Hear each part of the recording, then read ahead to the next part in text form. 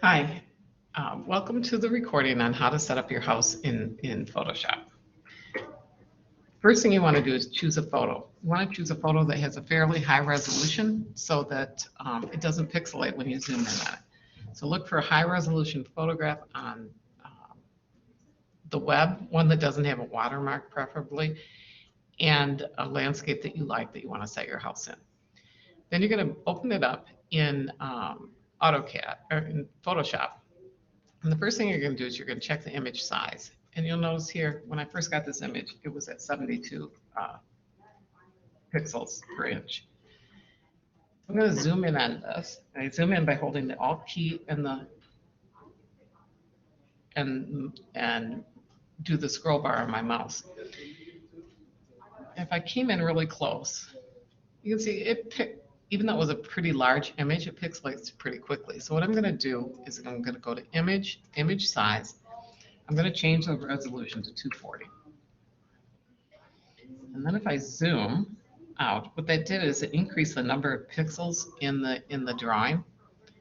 And so if I zoom back in on that tree, it should be a little bit better. So I've got my image selected here, and it's in the background. What I want to do, you notice this is locked. I want to create a background layer. So I'm going to bring that layer down to the plus button, and I've got background copy. Then I'm going to turn off the background layer. And I keep that in case I have any issues later. Once you get that done, you're going to go to Rhino, and you're going to render this drawing. And the way you're going to render it is you're going to go under Render, and you're going to pick Render Properties. And when you render properties, I want you to change the DPI to 240. And I want you to pick either good or final quality. I think good quality works better. Depending on your machine, depends on how it will render. I'm going to pick low quality. We're not going to use this because I already have another one open, but I click OK. And then I go to Render, and I click Render again. You'll notice that it's rendering pretty quick. The one that I'm going to use, this is only going to do 15 passes. The one that I'm going to use in the drawing, I did 1,500 passes, so 100 times more. And it took, on the computers at school, which are not the fastest, it took me about 2.5 to 3 hours. I just let it set and render on the machine. So this is going to be a pretty, not a very detailed drawing, and it's not what you would want to use in this, but I'm just showing you so you can see how to render it. And then once you get it rendered, you're going to save it, and that's what you're going to use in your Photoshop. So now you can see that we are through with our rendering, and it's not a very good quality rendering when you see the one that I did that had 1,500 passes, but it gives me an idea of what's going to happen. And then I would do File, Save As, and I would save it as a JPEG to where you want. So I got that rendered, and I'm going to minimize this, and then I open it up in Photoshop. So this is what I opened up in Photoshop after I'd rendered it. In retrospect, I would probably render this again with a background that was different from the white trim on the roof, or change the trim on the roof, because you're going to see what's going to happen when we do this. So I've got the background.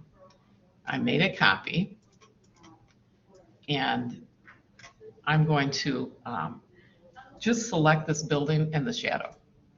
So the way we do that is select, and we are going to select the subject. The computer will think about it, and it's picked up the building. It does a pretty good job of this, but not always perfect. And you'll notice I missed that roof. Remember I said I had white on white?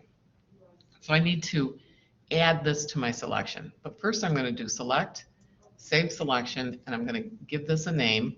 I'm going to call it house cutout. I'm going to say OK. And then I'm going to add to the selection. I'm going to use this polygonal lasso tool, which is nested under the lasso tool, the third one from the top. So I'm going to use the polygonal lasso tool because I can get straight lines. And I'm going to click my first point, and I'm going to click Shift. Oops. Let me do Shift before we start. See how that plus comes? That means I'm adding to the selection. With Shift, Alt is a negative. It means I'm taking away from that selection. So I'm going to click Shift, And I'm going to draw in what I'm pretty sure the rest of this roof looks like. And I need to close that loop, and and you'll notice it got added to the selection. If I go down here, I'm missing some of the steps. So I'm going to do the same thing, Shift, and I'm going to add these to the selection. I have to close that selection for it to be added in. If I want to take something away from the selection, I do the Alt key, and whatever is within my space gets taken away from the selection. So I suggest you spend some time cleaning this up. Here I'm going to add, and I'm not going to do the polygonal. I'm going to add it with the lasso tool. I'm going to add this, but I added too much. Undo that. I'm going to add this side and add to the selection. So I want you to go around the whole house and make sure that you've got everything that you want. Here I want to add some more. And I want to take away some more, so Alt is take away.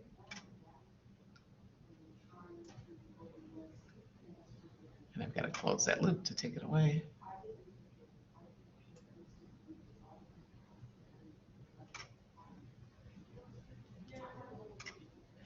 So once you've got it all done, you're going to go to Select, Save Selection. I'm going to save it as that house cutout. Say OK. And then I'm going to do Control C and Control V. And I can shut off the other layer, and I can look and make sure I've got everything the way I want to. Am I missing something? I got all of these shadows because we're going to use those. But am I missing something? This is where you want to check it out really carefully. So I've already copied my selection. I'm going to go over to the building and the landscape. I've saved the background as a different copy.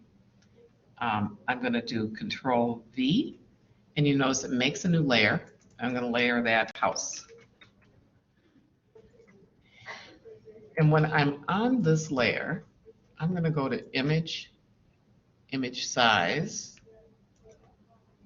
And I was at, I want to do it from the render for the Photoshop. I want to do Image, Image Size, and I'm at 240. I think I had changed this earlier. So make sure you're at 240 and not at 72. So I've got that pasted on there. It's under the house layer. And now I need whatever's highlighted here is the layer I'm working on. So I can't erase anything on, I'll give you an example with an eraser. I can't erase anything back here because I'm not on that layer, but I could erase the house because I'm on that layer. So, but if I was on the background layer, I could start erasing some of my background. You'll notice I have this history up there. It's under Window, History. You want to make sure you have History and Layers for right now open. So I've got this window in here. I've got my house in there. I want to go to make sure I'm on that layer, and then I'm going to go Edit, Transform, Scale. And then I'm going to decide how big I want that house to be and where I want it to be. And I'm going to place it roughly where I want it right now. And then I hit Return to accept that. Next, we need to do our vanishing points. So I'll call this line VP. Sorry, I don't want to do that. My new line VP.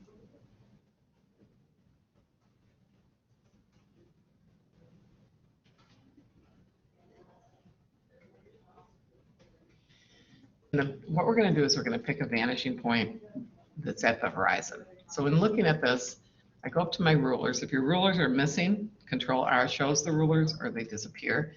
If they're in pixels, you'll see way too many numbers for what we're doing. You shift it to inches. I can go up in there and I can grab a line and bring it down. This becomes a guideline. If I want to move that guideline, I pick the Move button. And what I want to do is go in and get what I think would be about eye height. And I'm going to say that that's about right for that tree. So there's my vanishing point. And then I want to go back to the house and see if I want to move that house a little bit, just so it works well with the vanishing point. I know my door is probably about 7 feet, and I want to be about 5'6" high. So you can play around with that. Now if I zoom out, I've got my house in there. I'm going to go ahead and lock my house layer so I can't accidentally move it. And I'm going to go to my background copy, and I need more space. I need a more of a canvas. So I'm going to go up here. I'm going to go to image again, and I'm going to go to canvas size. The width is 20 inches, and that's the width of my picture. And I'm going to make my width 40 inches. And if I come back here, now I've got a canvas that's much bigger. And the reason we're doing that is so we can do our vanishing point. So what you're going to do is I'm going to go to the vanishing point layer. I'm going to take my polygonal lasso tool, and I'm going to pick two things that are horizontal. So I'm going to pick the bottom of the house and the top of the chimney. I'm going to start at the house, and I'm going to draw a line that is parallel to the bottom of the house till it reaches that vanishing point. Then I'm going to come back to the chimney, and I'm going to close that loop. So it gives me these marching ants around there. Now I'm going to come in, and I'm just going to color. I'm going to do a paintbrush. I'm just going to color the end of this within those marching ants, so I know where my vanishing point is on that side. Control D deselects what's selected. I'm going to do the same thing on the other side. Polygonal lasso tool, and here I'm going to use the window. So I'll zoom in a little bit. I'm going to pick the bottom of the window and see how I make sure it's lined up, and then right till I hit the vanishing point line. Now I'll come back to the top of the window. They should be pretty close, and close that loop, and then do my blue line here. Control D deselects. Now I'm going to switch my color to red, and I'm going to pick a dot at the end of my vanishing point. And then I'm going to go ahead and erase all the blue lines, just to not confuse myself. So I'm going to use this vanishing point to help myself generate shadows when I get to adding things. Now on that vanishing point layer, that's all I'm going to do on that. I'm going to lock it. And I'm going to pull it below the house. Next, I want to do the house shadow. Now here's where organization comes into play. I've got a folder down here. What I want to do is create a new folder, and I'm going to call it house. Same name, but you can call them different names if you want. And I'm going to move my actual house into that folder. So if I collapse that folder, all the layers beneath it are collapsed. I can shut off or lock just the house layer, or if I shut off the whole file, everything in there gets shut off. Now I don't want that turned off. What I want to do now is I want to duplicate this house. So I bring it down to the Add Layer button. So I've got a house copy, and I'm going to call this House Shadows.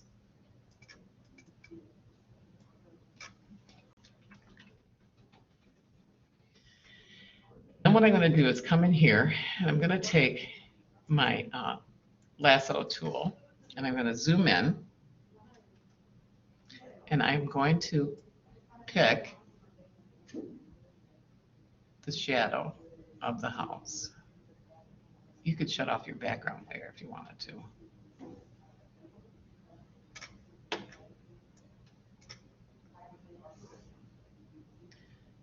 And let me pick this one. Let me turn off the background layer so it's easier to see. I'm going to pick this one.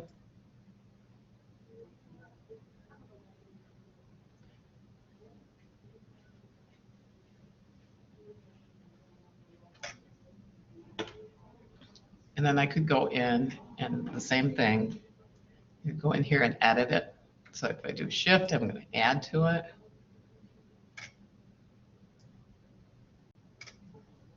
And if I do Alt, I'm going to take away. So you just got to keep playing with this. So get fairly close. And then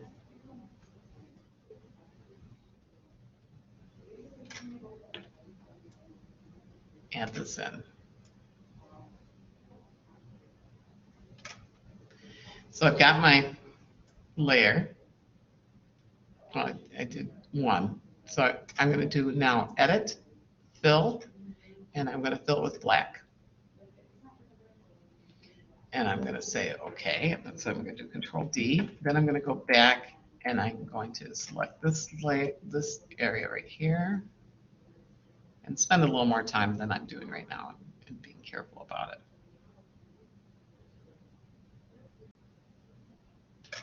And then I'll do edit fill.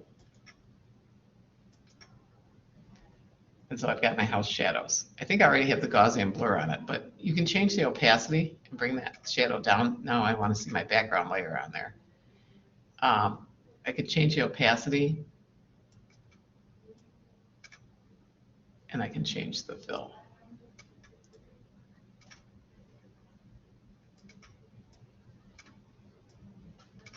So now what's happening is if I take my house off, you'll see I'm not getting a true picture because I've got that white line from the house on there.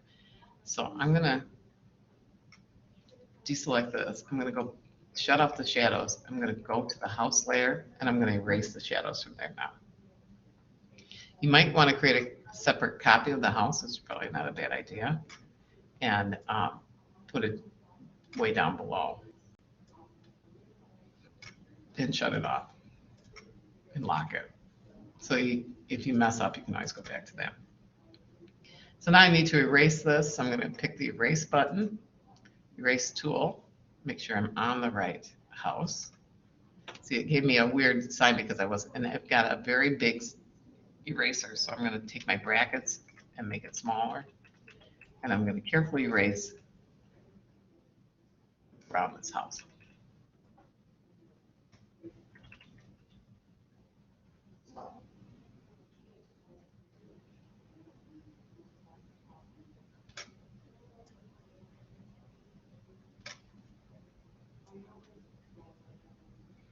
Now I'm going to do the same thing on this side.